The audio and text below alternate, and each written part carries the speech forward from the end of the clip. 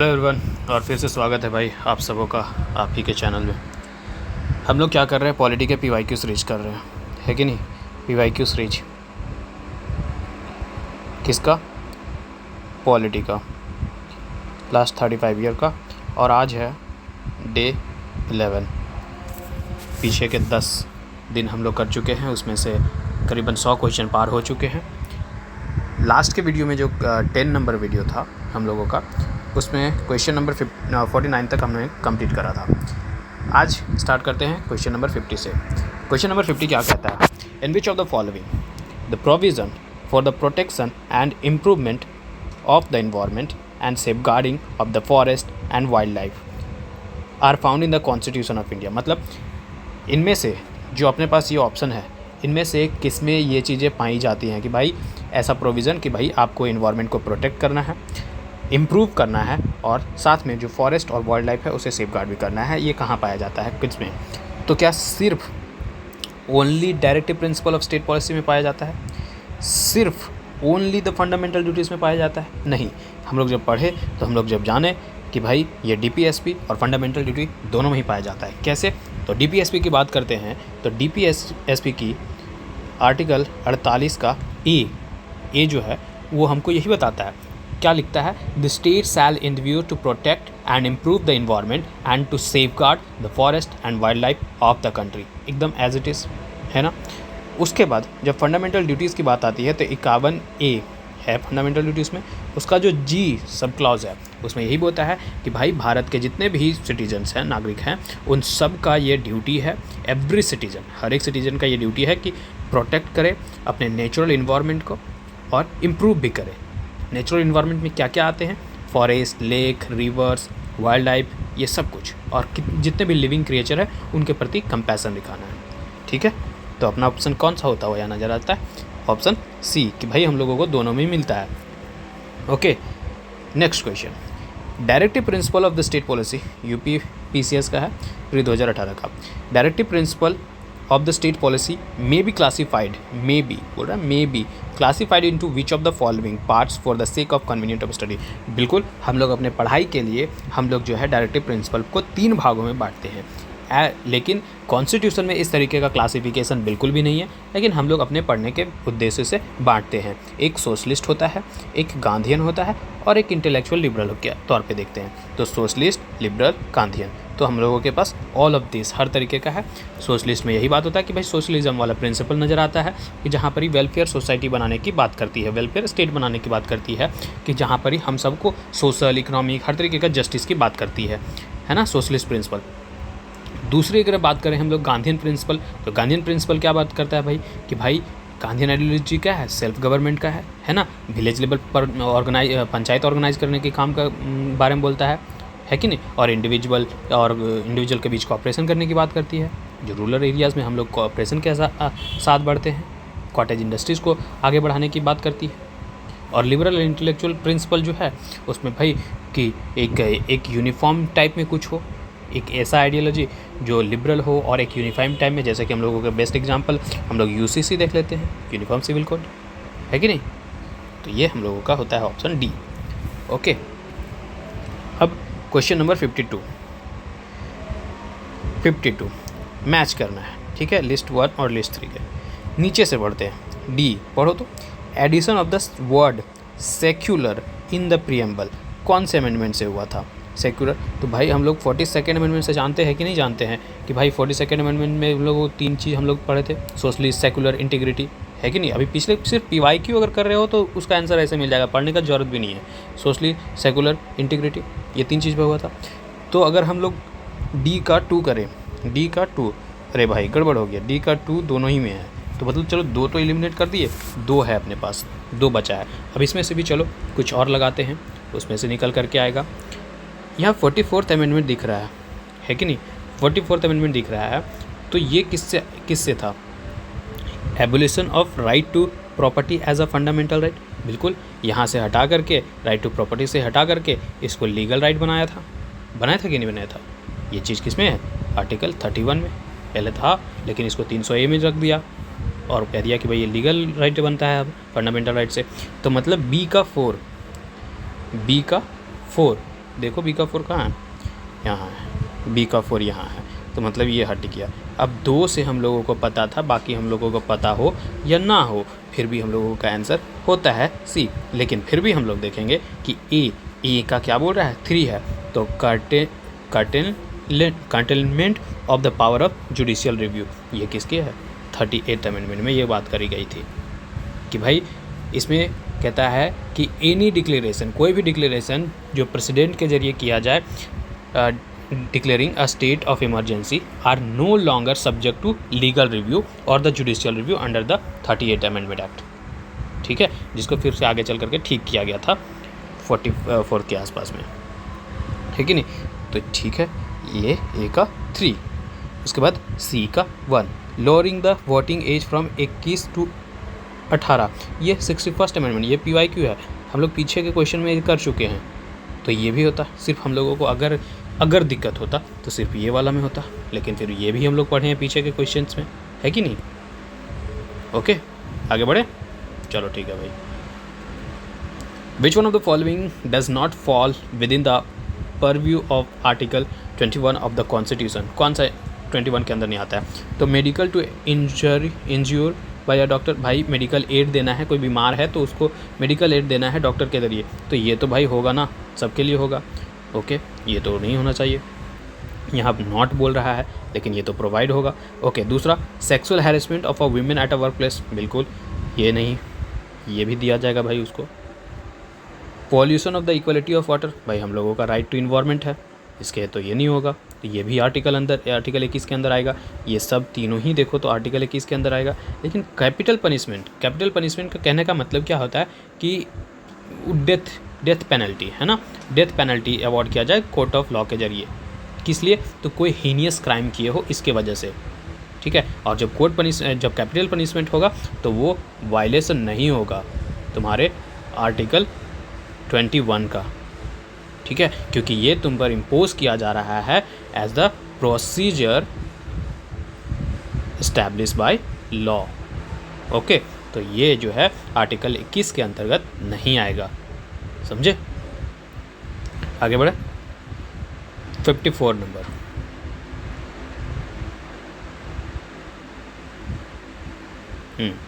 रुकना, क्वेश्चन पढ़ लो पहले फिर ऑप्शन देखना। Assertion, reason. State can treat unequal differently with the objective of creating a level playing a field in the social, economic and political sphere. बिल्कुल, जो unequal है भाई उसको इक्वल बनाने के लिए अनइक्वल डिफरेंटली ट्रीट किया जा सकता है, बिल्कुल ये बात सही है। रीज़न क्या देखो, among the equals law should be equal and equally administered. Among the equal law should be equal and equally administered. बिल्कुल ये होना चाहिए। तो क्या रीजन सही वो उसको एक्सप्लेन कर रहा है कि नहीं कर रहा है, हाँ, तो रीजन भी एक्सप्लेन कर रहा है। तो स्टेटमेंट देखो कौन सा है, A is true but R is false, नहीं सर, आर भी सही है, आर करेक्ट है, क्योंकि भाई जो अमंग द इक्वल्स लॉ भी इक्वल होना चाहिए, इक्वली एडमिनिस्ट्रेट होना चाहिए, ये principle of equality for law पर बेस्ड है कि नहीं। और हम लोग पढ़ते आए हैं ये चीज़, इक्वालिटी फॉर लॉ मतलब कि कोई भी no one above the rule of law, है कि नहीं। तो ये तो अप्लाई होता है हर एक पीपल पर, चाहे तुम कोई भी हो, रिगार्डलेस ऑफ द स्टेटस और पावर, कोई भी हो तो सब पर होता है। तो ये बात भी सही तो बोल ही रहा है। तो A is false but R is true, नहीं सर, ए भी सही है, फॉल्स भी, तो ये स्टेटमेंट भी नहीं होगा। Both A and R correct, हाँ दोनों करेक्ट है, but R is not the correct explanation, नहीं सर, आर करेक्ट एक्सप्लेनेशन है, ये पूरी तरीके से एक्सप्लेन कर रहा है ए को। तो अपने पास ऑप्शन डी सही हो रहा है, ठीक है, कि ए भी सही है, डी भी सही है, और जो रीज़न है वो एक्सप्लेन भी सही तरीके से कर रहा है उसको, है कि नहीं। Okay, 55 question. In the Indian constitution right to freedom is guaranteed by 4 article which are, right to freedom हम लोग जानते हैं कहाँ से स्टार्ट होता है, आर्टिकल 19 से स्टार्ट होता है। तो भाई ये तो नहीं है 19, ये तो नहीं है 17 में, ये तो 18 में नहीं, तो एक ही मेरे पास बच रहा है ए, 19 से 22, है कि नहीं। अब 19 में हम लोगों को 6 फ्रीडम की बात करता है, जिसमें से हम लोगों को freedom of speech and expression की बात करता है, असेंबल होने की बात करता है, पीसफुली विदाउट आर्म्स, फिर एसोसिएशन यूनियन बनाने की बात करता है। थ्रू आउट द इंडिया हम लोग मूव कर सकते हैं फ्रीली, कहीं भी इंडिया में जा कर के रह सकते हैं, और जो भी हमारा जो भी करने का मन हो, प्रैक्टिस करने का, profession, occupation, trade and business, इसके भी लिए आधारित देता है ना। आर्टिकल 20 जो होता है फिर वो हमें ये इसके डबल जीओपार्डी के एथी में बात करता है कि नहीं। और 21 जो है वो तो हम लोग जानते ही हैं कि right to life and personal liberty की बात करता है, और इस पर कोई भी इंसान को इससे डिप्राइव नहीं किया जा सकता है। और आर्टिकल जो 22 है वो डिटेन करने से रिलेटेड है कि नहीं, प्रोटेक्शन अगेंस्ट द अरेस्ट और डिटेंशन इन सर्टन केसेस है।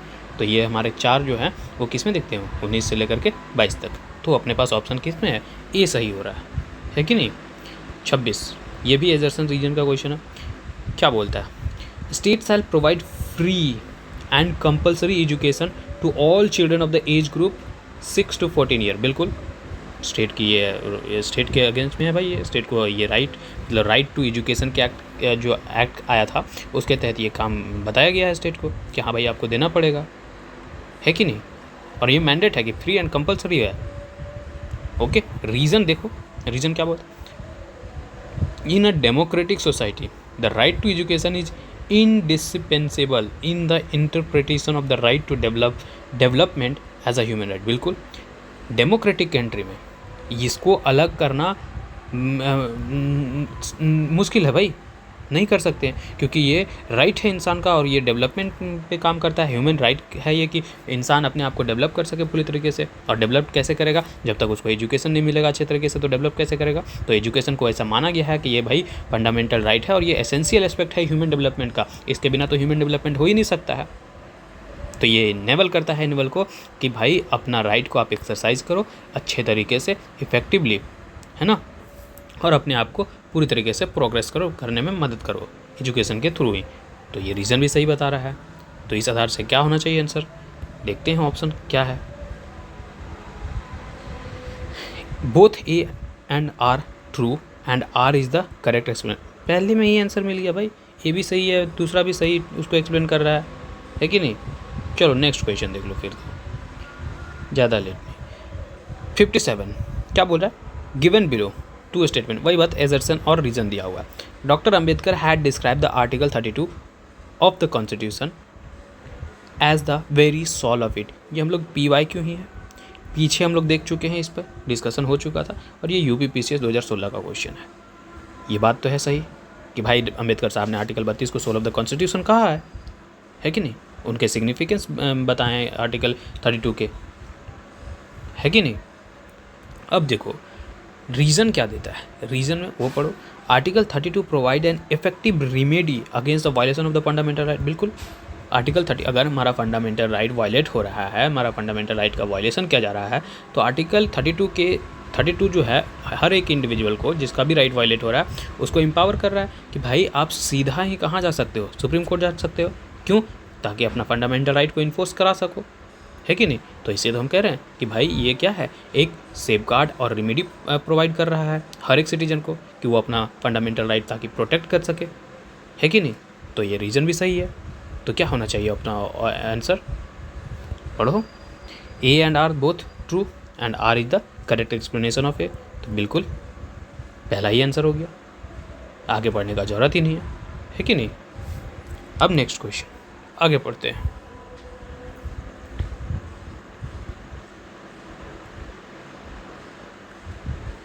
Which one of the following is not, following pair is not correctly matched। ठीक है, अब not correctly matched की बात कर रहा है, तो ध्यान से पढ़ो भाई। Prohibition of traffic in human being and force labour, बिल्कुल ये आर्टिकल 23 में लिखा हुआ है। Protection of interest of minority, ये भी आर्टिकल 29 में लिखा हुआ है कि नहीं। राइट टू कॉन्स्टिट्यूशनल रिमेडी, अभी तो पढ़ करके आया है भाई आर्टिकल 32, ये देखो, है कि नहीं। तो ये भी सही है, ये भी सही है। बचा क्या, right to minority to establish and administer educational institution, ये तो नहीं है भाई, ये तो आर्टिकल 30 में लिखा हुआ है कि नहीं। और ये जो चीज़ है ये आर्टिकल 31 अभी हम लोग ऊपर में पढ़ के आए हैं कि ये प्रॉपर्टी रिलेटेड राइट था, जिसको हम लोग ट्रांसफ़र करके कहाँ भेज दिए, लीगल राइट में भेज दिए, आर्टिकल 300A में भेज दिए, है कि नहीं? तो ये तो गलत है कि नहीं? तो अपना ऑप्शन कौन सा सही होता है? D, simple. ओके, आगे बढ़ते हैं। 59. Under which article of the Indian Constitution provision for the fundamental duties has been made by the 42nd constitutional amendment? अरे भाई, सब कोई जानता है कि 51A में है कि नहीं? और ये अंडर पार्ट किसके है? 4A के। और इसमें स्वर्ण सिंह कमेटी का ये रिकमेंडेशन था, स्वर्ण सिंह कमेटी का रिकमेंडेशन के बेसिस पे, है कि नहीं? ओके, आगे बढ़ते हैं। विच one of the following is not a part of the fundamental duty under the Indian constitution? अब हम लोग फंडामेंटल ड्यूटीज़ का पिछले कई दिनों से क्वेश्चन करते आ रहे हैं, ठीक है? उसके बेसिस पर ये आंसर सिर्फ हो जाएगा। ओके, देखो, to defend the country and the render national service, बिल्कुल। To value and preserve the rich heritage of our composite culture, ये भी फंडामेंटल ड्यूटीज़ में लिखा हुआ है। To help in organising village panchayat, sir village panchayat अभी हम लोग ऊपर पढ़ के आए हैं, ये तो DPSP में है, और ये गांधीयन प्रिंसिपल है जो कि आर्टिकल 40 में लिखा है, और आर्टिकल फंडामेंटल ड्यूटी तो 51A में है। तो ये तो ऐसा ही गलत है सर, ये आंसर सही है, नोट पूछा है, ये आंसर सही है, सी, है कि नहीं? ओके, आगे बढ़े, ठीक है। 61. Assertion. Under the Article 368, the Parliament can amend any part of the Constitution. बिल्कुल, any part of the Constitution, ध्यान रहे बेसिक स्ट्रक्चर वायलेट ना हो। The Parliament is the supreme legislative body elected by the people of India. बिल्कुल, parliament supreme legislative body है। Legislative body मतलब law making body है, जिसको हम लोग इलेक्ट किए हैं, लोग भारत के नागरिक इलेक्ट किए हैं। तो ये बात भी सही है, ये बात भी सही है। क्या रीज़न सही है? क्या रीज़न सही है? तो हाँ, रीजन सही है कि भाई हम ही लोग चुन करके भेजे हैं, और ये सुप्रीम अथॉरिटी है, और कॉन्स्टिट्यूशन और पार्लियामेंट के पास जो है ये अधिकार है भाई कि वो अमेंड कर सकता है आर्टिकल 368 के अंदर कुछ भी, है कि नहीं? तो ये रीज़न भी सही है। तो both A and R the correct explanation, and R is the, मतलब यही answer, option A is the right answer, है कि नहीं? ठीक है, ओके, आगे बढ़े, कोई प्रॉब्लम नहीं, ठीक है। द वर्ड जो हिंदू है, article 25 of the constitution of India does not include, मतलब हिंदू वर्ड में कौन सा, जो आर्टिकल 25 में हिंदू वर्ड मेंशन है, इसमें लिखा बताया गया है कि कौन कौन हिंदू में आएंगे। तो इसमें से कौन सा हिंदू में नहीं आता है ये बताओ मेरे को, ठीक है? तो जब आर्टिकल 25 पढ़ोगे कॉन्स्टिट्यूशन का, फंडामेंटल राइट का, तो उसमें यही तो बताया, कंसाइंस का, और right to freely profess, practice and propagate religion to all person, यही है। लेकिन जब आर्टिकल 25 का 2 का बी पढ़ोगे जब, तो उसमें लिखा है इन सब clause B of the clause 2 reference to Hindu shall be constitute as including a reference to person professing the Sikh, Jain and Buddhist religion के बारे में लिखा है। पारसी के बारे में नहीं लिखा है, सिख लिखा है, जैन लिखा है, बुद्धिस्ट लिखा है। तो भाई ये आंसर अपना होगा, क्योंकि पूछा नॉट इंक्लूडेड, तो पारसी नहीं इंक्लूडेड है, ठीक है?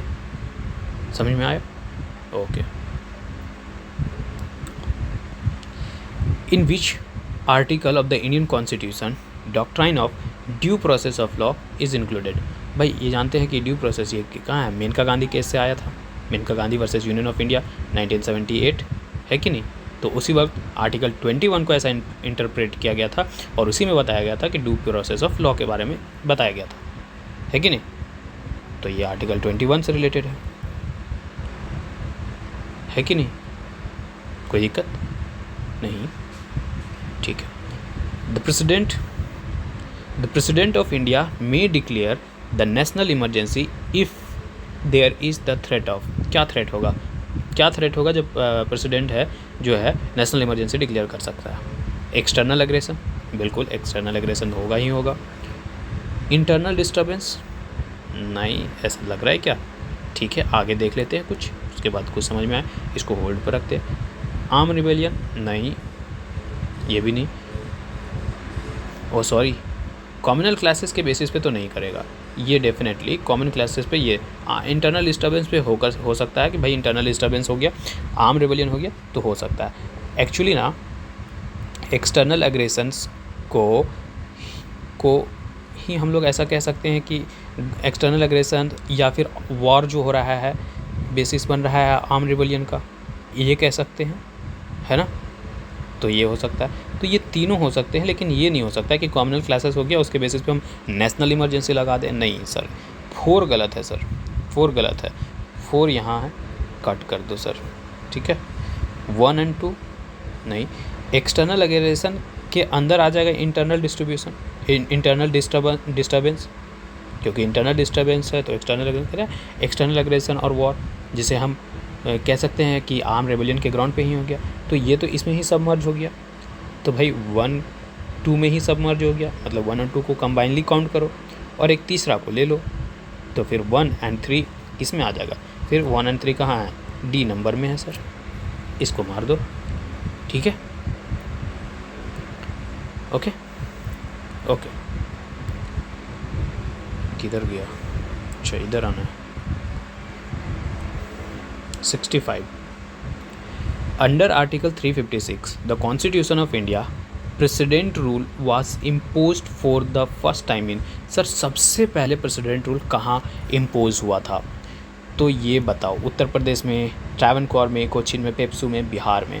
तो सबसे पहले जो प्रेसिडेंट रूल हुआ था वो पेप्सू में हुआ था। पेप्सू जो फर्स्ट टाइम इम्पोज हुआ था 1951 में हुआ था, ठीक है। पहले जो पेप्सू मतलब अभी का जो पंजाब है उसे ही हम लोग पेप्सू के नाम से जानते थे, जैसे कि पेप्सू का फुल फॉर्म कह दो तो Punjab and east Punjab, Punjab and east Punjab states union, ये होता है पेप्सू का फुल फॉर्म, ठीक है। तो यहाँ लगा था पेप्सू में। ओके आगे बढ़े, ठीक है। विच of the following is correct, इनमें से कौन सही है? Nehru report 1928 had advocate the inclusion of the fundamental right in the constitution of India. हाँ पढ़े थे, हिस्ट्री जब पढ़े, पॉलिटिक्स जब पढ़े, तो इसमें भी जब हम लोग पढ़े तो ये फंडामेंटल राइट पे तो बात किए थे, नेहरू रिपोर्ट में था ऐसा दर्ज। लेकिन ठीक है, अभी इसको होल्ड डाउन, दूसरे को देख लेते हैं। The government of India act 1935 refer to the fundamental right. Sir government of India act 1935 ऐसा तो नहीं बात किया था, ये फेडरल स्ट्रक्चर ऑफ गवर्नमेंट, हम लोग भी पिछले से PYQ करते आ रहे हैं तो उसमें तो बात किए थे हम लोग कि प्रोविंशियल ऑटोनॉमी की बात करा था, फेडरल स्ट्रक्चर की बात किया था, फंडामेंटल राइट जैसा तो कुछ बात नहीं किया था सर, ये गलत कर दो इसको। The August offer 1940 included the fundamental right. August of था, इसमें भी फंडामेंटल राइट का बात नहीं, ये तो प्रपोजल था ब्रिटिश गवर्नमेंट का इंडियन लीडर के प्रति कि भाई आप जो है हमारे सेकेंड वर्ल्ड वॉर में कोऑपरेट करो हमको, और ताकि हम आपको उसके बदले हम आपको ऑफ़र कर रहे हैं कि जो है एग्जीक्यूटिव काउंसिल का एक्सपेंशन करा देंगे और साथ में कॉन्स्टिट्यूएंट असेंबली भी बनाएंगे। कब? जब वॉर ख़त्म हो जाएगा तब, ठीक है। तो ये तो ऑफ़र था, है ना, ये तो कॉपरेशन की बात कर रहा था। नहीं, the Cripps mission 1942 refer to the fundamental. Cripps mission fundamental right की बात क्यों करेगा भाई? क्रिप्स मिशन वो तो नेगोशिएट कर रहा था इंडियन लीडर के साथ, है कि नहीं? नेगोशिएशन था एक कि भाई आप जो है वॉर में सपोर्ट करो, और प्रपोजल दे रहा था कि बाद में हम आपको क्या देंगे, डोमिनियन स्टेटस देंगे, है कि नहीं। और साथ में फिर ये भी कह रहा था कि भाई आप कॉन्स्टिट्यूएंट असेंबली सेट करेंगे नए कॉन्स्टिट्यूशन बनाने के लिए, तो ये भी नहीं, तो ये बात किया, है कि नहीं। नेहरू रिपोर्ट में ही फंडामेंटल राइट के बारे में बात किया गया था। नेहरू रिपोर्ट एक मेमोरेंडम था जो कि एक कमेटी के ज़रिए बनाया गया था, उसमें जो चेयर कर रहे थे उस कमेटी को वो मोतीलाल नेहरू थे चेयर, और उसमें जो सेक्रेटरी थे वो इन्हीं के बेटे जवाहरलाल नेहरू जी थे एज अ सेक्रेटरी, ठीक है। तो उसी में ही बात करते हैं ये कि भाई फंडामेंटल राइट के बारे में, है कि नहीं। उसमें से ये भी बात ये थे जैसे कि equal right for women, right to form unions और यूनिवर्सल एडल्ट सफरेज, कुछ एग्जाम्पल के तौर पे ये सब थे। ठीक है, आगे बढ़ते हैं। तो ऑप्शन क्या है इसका? A. 67 which of the following article of the Indian constitution guarantee equality of opportunity to all citizen of India matter relating to the public government. हम लोग ये आर्टिकल 16 में पढ़ते हैं, आर्टिकल 16 में। अब आर्टिकल 16, अब आर्टिकल 15 तो नहीं है, ठीक है। अब यहाँ 16 16 16 सब है भाई। अब कौन सा 16 ये तो बताओ। तो 16 1 and 2 में, ठीक है। 1 and 2, 16(1) क्या कहता है? 16(1) क्या कहता है कि एक जनरल प्रिंसिपल के बारे में बात करता है कि equality of opportunity for all citizen matter relating to employment और any office under the state. तो यही बात तो यहाँ बोला कि Indian constitution guarantee equality of opportunity to all citizen of Indian matter relating to the public employment. तो ये 16(1) में बात किया है, तो ये तो सही है। तो 16(1) कहीं भी दिख भी नहीं रहा है, वैसे भी 16(1) यहाँ दिख रहा है, एक बात हो गया। 16(2) में ये बताता है ग्राउंड्स के बारे में, ठीक है। स्पेसिफाई करता है कि ग्राउंड्स जिसके बीच में आप डिस्क्रिमिनेट नहीं कर सकते हैं, डिस्क्रिमिनेट नहीं कर सकते हैं, डिस्क्रिमिनेशन जो है प्रोहिबिटेड है जो ग्राउंड है। अब वो ग्राउंड क्या है कि आप रिलीजन के बेसिस पे डिस्क्रिमिनेट नहीं कर सकते हैं, रेस के बेसिस पे नहीं कर सकते हैं, कास्ट के बेसिस पे नहीं कर सकते हैं, सेक्स के बेसिस पे नहीं, और डिसेंट और प्लेस ऑफ बर्थ के बेसिस पे और रेसिडेंस के ये थी से नहीं कर सकते हैं, ठीक है। तो ये इसमें ग्राउंड, इसमें पब्लिक एम्प्लॉयमेंट की बात है, अपॉर्चुनिटी की बात है, इसमें ग्राउंड बताता है। तो ऑप्शन बी हमारा यहाँ सही होता हुआ नज़र आ रहा है, ठीक है। ओके, एक बार ना बेयर एक्ट पूरा पढ़ना, ठीक है। एटलीस्ट फंडामेंटल राइट पूरे तरीके से, क्योंकि फंडामेंटल राइट से बहुत सारे क्वेश्चंस आते हैं भाई। क्यों? फंडामेंटल राइट के साथ फंडामेंटल के राइट्स के साथ DPSP भी पढ़ लेना और फंडामेंटल ड्यूटीज़ भी। इससे क्वेश्चन देख ही रहो कि कितना अधिक है क्वेश्चंस, है कि नहीं। चलो ठीक है। 68 विच of the following is incorrect. इनमें से कौन इनकरेक्ट है? 2009 में UP PCS मेंस में क्वेश्चन पूछा है, इनकरेक्ट के बारे में पूछ रहा है, ठीक है। Fundamental duties are part of the fundamental right. नहीं सर, अच्छा एक मिनट, क्या पूछा? नॉट इनकरेक्ट पूछा ना। Fundamental duties are part of the fundamental right, नहीं, सही तो बोले। फंडामेंटल राइट ये पार्ट 3 में है, ये पार्ट 4 में है, ये दोनों अलग हैं, और ये बोल रहा है कि पार्ट है फंडामेंटल राइट का, तो यही है इनकरेक्ट, ऑप्शन यही मिल गया। खैर आगे ही देख लेते हैं, ठीक है। Fundamental duties are not part of the fundamental rights, ये तो सही बात कह दिया। Fundamental duties are enumerated in part 4 of the Indian constitution, ये बात भी सही बोल दिया है भाई। Article 51 explain the duties of every citizen, ये बात भी सही है। तो गलत क्या बोल रहा है? सिर्फ और सिर्फ ये बोल रहा है। हम लोग सब जानते हैं कि फंडामेंटल राइट हमारे बेसिक कुछ राइट्स गारंटी करता है हर एक सिटीजन्स को और कुछ एलियंस को भी, है ना। अंडर पार्ट 3 में ये भी कहता है कि भाई जो फंडामेंटल राइट है वो इन्फोर्सिबल है बाय द कोर्ट, हम लोग इसको इन्फोर्स कर सकते हैं और इसको सस्पेंड भी किया जा सकता है इमरजेंसी के दरमियान। साथ में फंडामेंटल ड्यूटी जो है वो तो मॉरल ऑब्लिगेशन है ना, कि भाई सिटीजन को प्रमोट करना है। क्या चीज़ प्रमोट करना है? तो पैट्रोटिज़म, रिजर्व करना है इंडियाज़ के यूनिटी को, और ये चीज़ें आर्टिकल 51A में लिखी हुई है कि नहीं। और इसे जो फंडामेंटल ड्यूटी है उसे हम कोर्ट के जरिए इन्फोर्स भी नहीं करा सकते हैं और इसको कभी भी हम लोग सस्पेंड भी नहीं कर सकते हैं, है कि नहीं।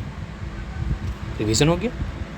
चलो 69 first constitution amendment bill passed in 1951 is related to, किससे रिलेटेड था फर्स्ट अमेंडमेंट? तो भाई हम लोग सब जान रहे हैं कि लैंड से रिलेटेड था ना, ज़मींदारी से रिलेटेड था, जो हम लोग 9th शेड्यूल के बारे में भी हम लोग बात किए थे पिछले कुछ PYQs में, है कि नहीं।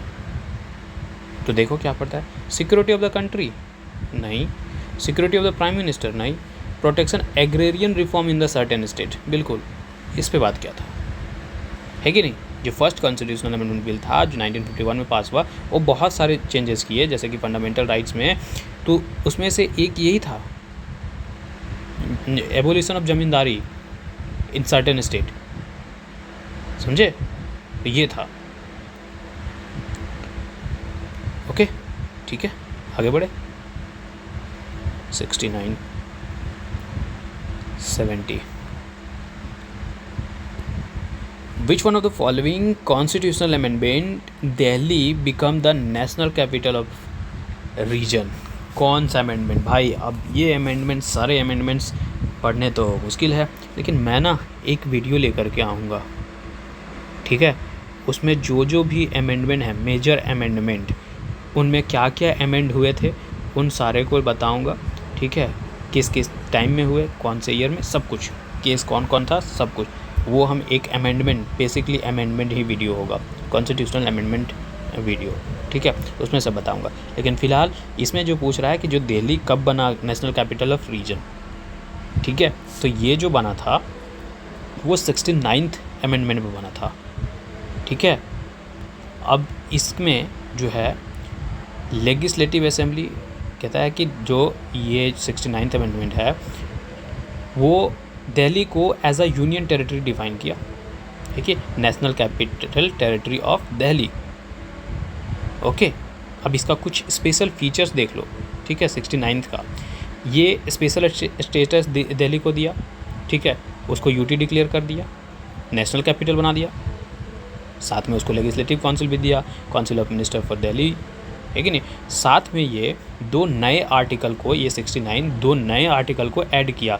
वो आर्टिकल था 239 AA और 239 AB, जो कि ये डील करता है कि स्पेशल प्रोविज़न ऑफ दिल्ली से रिलेटेड, नेशनल कैपिटल से, और साथ में ये कॉन्स्टिट्यूशनल, मतलब जो प्रोविज़न है वो फेलियर हो जाए, कॉन्स्टिट्यूशनल मशीनरीज फेलियर हो जाए, तब क्या करना है उसके बारे में बताता है।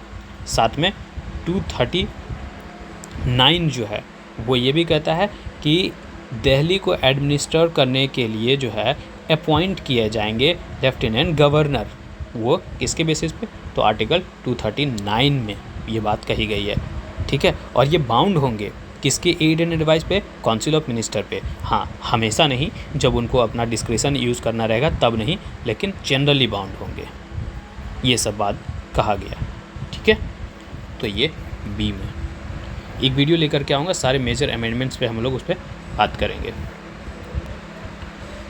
देखो फिर से अमेंडमेंट को क्वेश्चन है, which amendment of the constitution provide no law pass to give effect to the directive principle of state policy continued in article 39B 39C shall be deemed to be void on the ground that if abridge the rights confirmed by the article 14 and 19।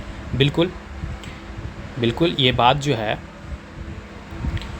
ये इसको primacy दिया गया है article 39B और C को, directive principle of, ये fundamental right हो कुछ भी हो उस पर नहीं, लेकिन सबसे ज़्यादा मैटर जो है इम्पोर्टेंस, उसमें जो फंडामेंटल राइट आर्टिकल 14, 19 है उसको भी नेगलेक्ट किया जा सकता है। जो 14 बोलता है इक्वालिटी फॉर लॉ, और 16 और 19 जो है 6 फ्रीडम के बारे में बात करता है, उसको भी ये किया जा सकता है इस पे कानून के लिए, ठीक है। अब ये क्या कहता है, ये है कि भाई इक्विटेबल डिस्ट्रीब्यूशन करना है मटेरियल रिसोर्सेज का, और साथ में जो कंसंट्रेशन ऑफ वेल्थ है, कंसंट्रेशन ऑफ वेल्थ है, इसके अगेंस्ट में ये बात करता है, ठीक है, कि भाई कंसंट्रेशन ऑफ वेल्थ नहीं होना चाहिए, इक्विटेबल डिस्ट्रीब्यूशन होना चाहिए, ठीक है, समझे।